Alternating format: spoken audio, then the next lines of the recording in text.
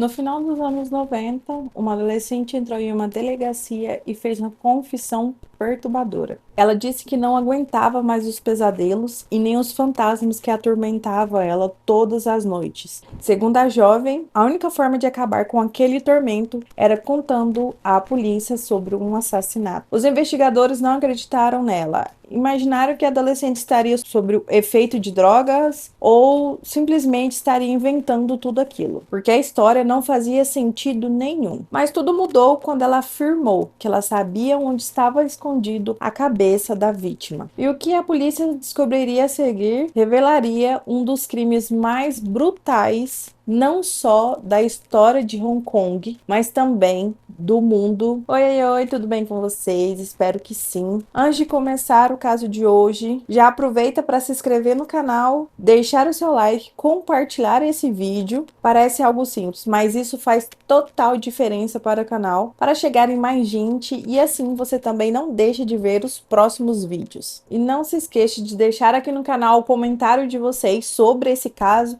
e também sobre algum caso que você queira ver aqui no canal. Eu adoro ler os comentários de vocês e no caso desse vídeo de hoje, ele é uma sugestão de uma seguidora. Então, sem mais enrolação, bora lá para o caso de hoje. Para compreender esse caso, precisamos voltar para Hong Kong em 1997. Muitas pessoas que viviam à margem da sociedade simplesmente desapareciam sem que ninguém percebesse. Infelizmente, Fan Menghui era uma dessas pessoas. Muito antes de seu nome aparecer em jornais do mundo inteiro, Fan Menghui era apenas uma mulher tentando sobreviver. Ela nasceu em Hong Kong em 1974. Ainda criança, foi abandonada pela família e enviada para um orfanato. Embora tivesse alimentação e lugar para dormir, cresceu sem carinho, uma instabilidade que toda criança precisa. E aos 15 anos, ela precisou deixar essa instituição. De um dia para o outro, estava completamente sozinha. Sem casa, sem dinheiro, sem família, sem que ninguém pudesse ajudar ela. Para uma adolescente, a vida adulta chegou mais rápido. Nos anos seguintes, Fan passou a viver de pequenos trabalhos, mas um trabalho formal era extremamente difícil de se conseguir. Sem estudo e sem apoio, ela acabou entrando para um ciclo de vulnerabilidade. Segundo registros da época, desenvolveu dependência às drogas e passou a trabalhar na prostituição para ganhar dinheiro. Essa realidade era mais comum em Hong Kong do que se imagina durante os anos 90. Mulheres em situação como a da Fan eram diariamente submetidas à prostituição e exploração na mão de cafetões e principalmente a um grupo criminoso chamado Tríade. Mesmo vivendo nessa situação, Fan tentava seguir em frente. Ela era mãe de um pequeno menino e diversas pessoas que a conheciam confirmaram que ela sempre tentava dar o melhor, independente do que ela precisasse fazer para dar o sustento ao filho e era extremamente carinhosa com ele. Mas a sua vida estava muito longe de ser perfeita. Mas mesmo assim, ela ainda tinha esperança que um dia a vida dela tomasse um rumo. E infelizmente, esse futuro nunca chegaria. Em 1997, aos 23 anos, Fan começou a trabalhar como acompanhante em uma casa noturna, frequentada por vários clientes ligados à Tríade, uma organização criminosa da Ásia. Foi ali que ela conheceu Chan Men-lo. No início só parecia mais um cliente. Ele pagava por sua companhia e passou a procurá-la com mais frequência. Com o passar das semanas, os encontros passaram a ser quase diários. Segundo os relatos, Chan fornecia anfetamina para que Fan ficasse o maior período possível acordada para realizar as suas vontades. E a dependência química dela fazia com que ela ficasse mais presa, não só nele como cliente, mas também nessa vida. Até que um único acontecimento mudou o rumo da história. Durante um dos encontros, Fan teria roubado uma carteira de Chan. Dentro havia aproximadamente $2.500 em dinheiro. Ela tentou fugir, mas não conseguiu. Para muitas pessoas, esse furto não passaria de um simples furto, mas para Chan, isso foi uma afronta à sua autoridade naquele local. Pessoas como ele não deixavam esse tipo de afronta passar despercebido, e muito menos sem resposta. E foi nesse momento em que uma simples dívida passou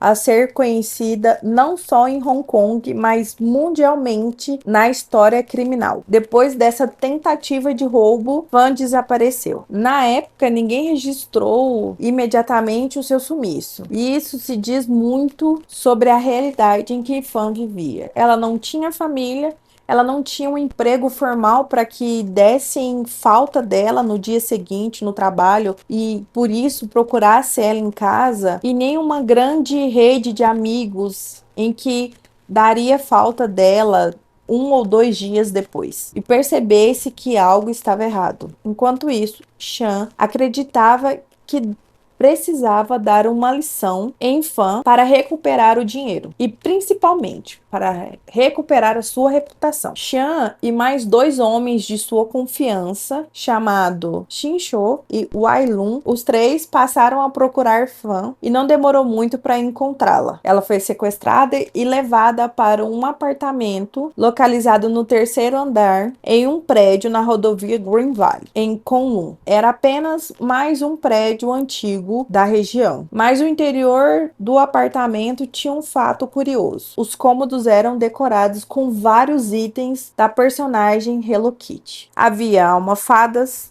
objetos decorativos e uma grande boneca de pelúcia. Chan e seus comparsas mantiveram Fan presa durante várias semanas. A intenção inicial era que Fan se prostituísse para pagar o valor que ela havia furtado. Entretanto, conforme os dias iam se passando, a situação se transformou em uma sucessão de agressões físicas e psicológicas. Fan foi mantida em condições degradantes e submetida a repetidos episódios de violência física e psicológica. Ela foi espancada, privada de comida, sofreu queimaduras na pele de todos os tipos que você possa imaginar. Foi espancada, pendurada por horas em um cavalete e até forçada a ingerir fezes humanas, submetida a altas doses de anfetamina.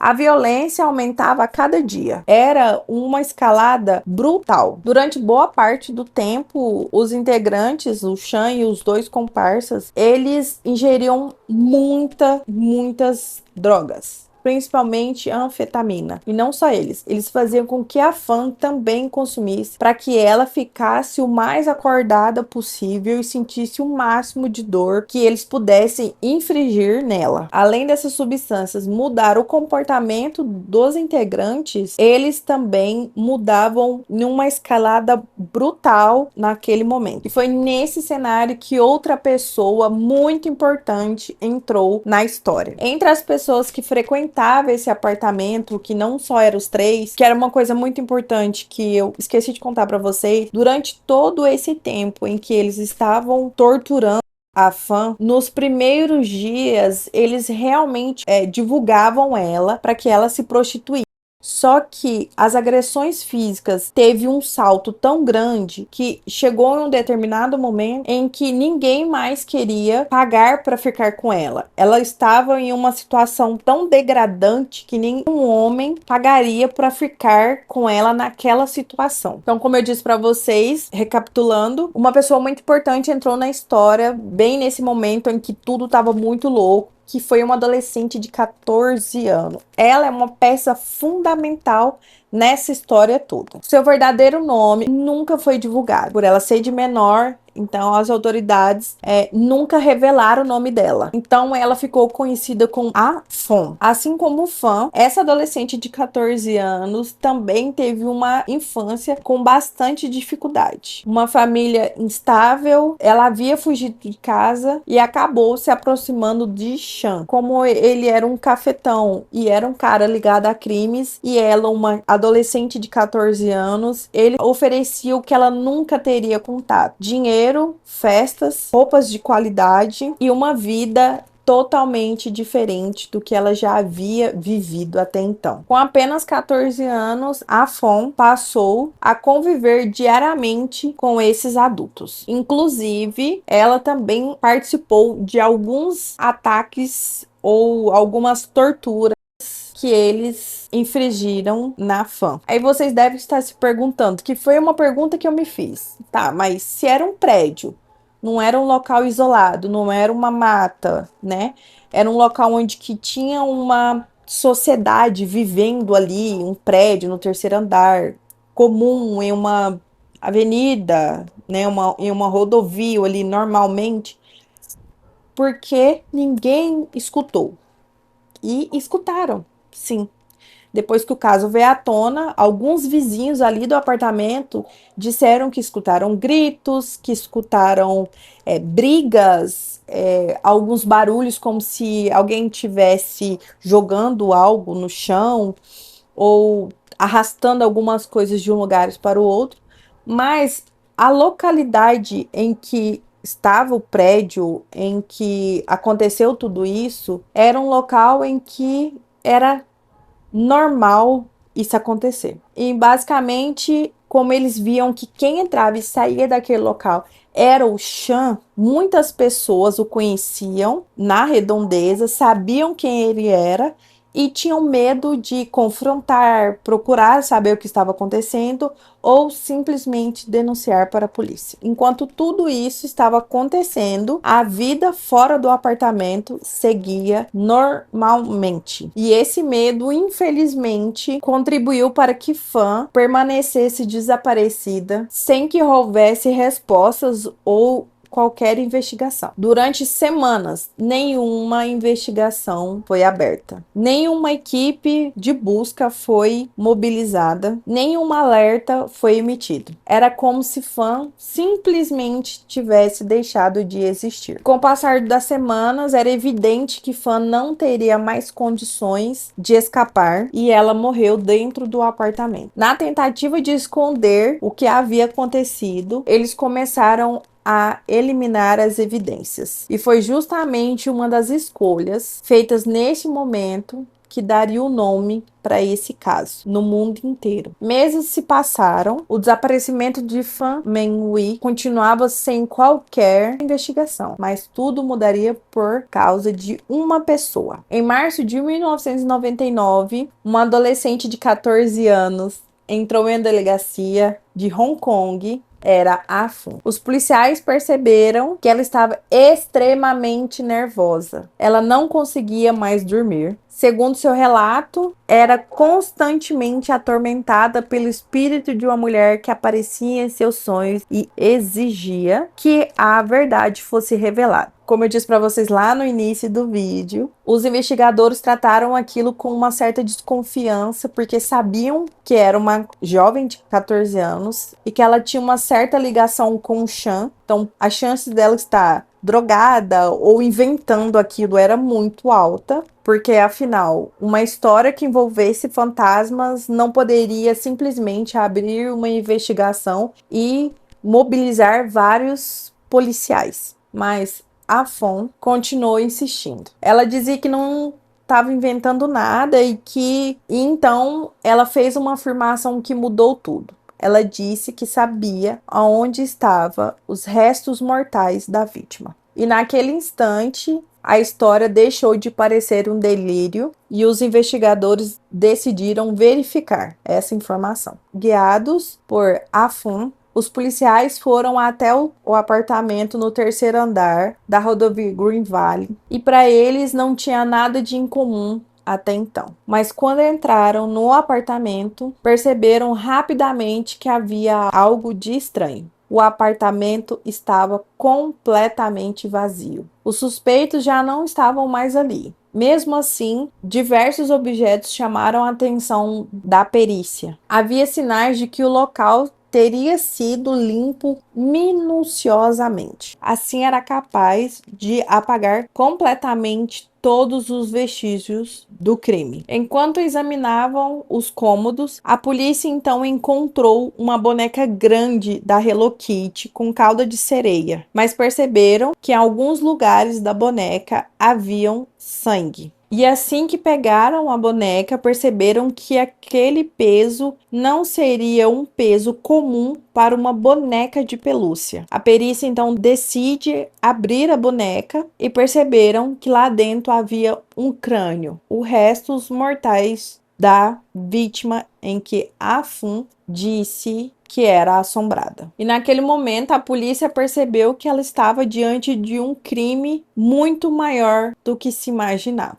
E foi justamente essa descoberta que fez com que a imprensa batizasse esse caso como assassinato Hello Kitty. Embora esse nome tenha ficado famoso no mundo inteiro, ele não faz referência à vítima em si, mas sim no local onde o crânio dela, da Fun, foi encontrado. Após a descoberta no apartamento, a polícia abriu uma investigação em larga escala. Peritos voltaram diversas vezes ao local. Foram recolhidas amostras de sangue, fibras, objetos pessoais e outros vestígios que ainda permaneciam no local. Ao mesmo tempo, investigadores começaram a reconstruir os últimos meses da vida de Fun. Entrevistas foram realizadas com vizinhos, funcionários da casa noturna onde ela trabalhava e pessoas ligadas ao submundo do crime. O nome aparecia repetidamente nos depoimentos. Sean Manlock. Seu histórico de violência já era conhecido por vários policiais e principalmente pelo departamento da polícia que era responsável pelaquela região. Mas até então não tinha provas suficientes para relacionar ele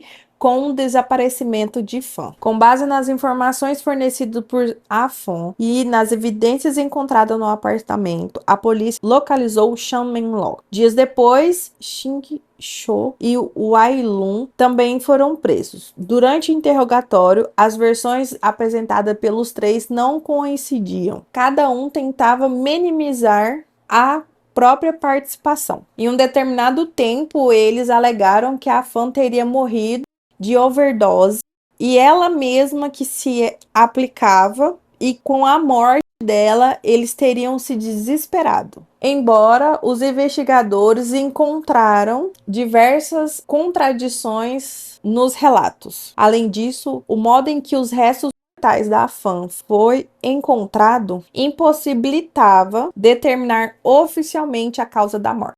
E essa limitação teria um peso muito importante durante o julgamento. Mesmo assim, haviam elementos suficientes para levar o caso aos tribunais. Em maio de 2000, cerca de um ano após a descoberta do crime, teve início um dos julgamentos mais acompanhados da história de Hong Kong. Durante 6 semanas, promotores, advogados, peritos e testemunhas reconstituíram tudo o que havia acontecido dentro daquele apartamento, que durou um mês. Boa parte da acusação foi construída na base do depoimento da adolescente. A adolescente contou aos jurados como conheceu Sean, como começou a frequentar o apartamento e o que presenciou durante o período em que Fun permaneceu desaparecida. O seu relato foi crucial para que pudesse ligar os acusados ao crime. A Fun disse em seu depoimento que, com a morte de Fun, eles teriam levado o corpo para a banheira do apartamento ou desmembrado com uma serra. Além disso, também cozinharam algumas partes para impedir que decompusesse e tivesse um odor forte de carne podre no imóvel. Depois descartaram restos junto com o lixo da casa. A cabeça, no entanto, foi tomada por eles como um troféu. Eles a ferveram no fogão, removeram os tecidos moles e costuraram o crânio cozido dentro de uma enorme boneca de pelúcia Hello Kitty sereia. Por ser uma adolescente, a Fon teve a proteção policial, contanto que ela testemunhasse contra Sean e seus comparsas. Então ela detalhou tudo o que havia acontecido no apartamento. Então No final do julgamento, Chan e os dois comparsas foram sentenciados à prisão perpétua após um julgamento de 6 semanas por homicídio culposo, em vez de homicídio doloso, já que a acusação não poderia comprovar a causa da morte. O juiz teve uma fala muito importante assim que ele disse o tempo de pena dos criminosos. Ele disse o seguinte: que o público tem o direito à proteção de pessoas como vocês. E como eu disse para vocês no início desse vídeo, uma adolescente que entra em uma delegacia falando de fantasmas, muitas das vezes não é um fantasma em si, mas sim a culpa pelo que ela viveu, pelo que ela fez também, que não deixava ela em paz. Mas se a Fun nunca tivesse entrado naquela delegacia, é possível que o desaparecimento de Fan Menghui nunca tivesse sido investigado. E o mundo não conheceria uma das histórias mais chocantes de Hong Kong. E esse foi o caso de hoje. Se você gostou desse vídeo, não se esqueça de se inscrever, compartilhar, curtir, para que esse canal chegue em mais pessoas. Assim você ajuda o canal e me ajuda. E assim você também não perde os próximos vídeos e os vídeos que eu já fiz. E é isso. Até o próximo vídeo. Tchau!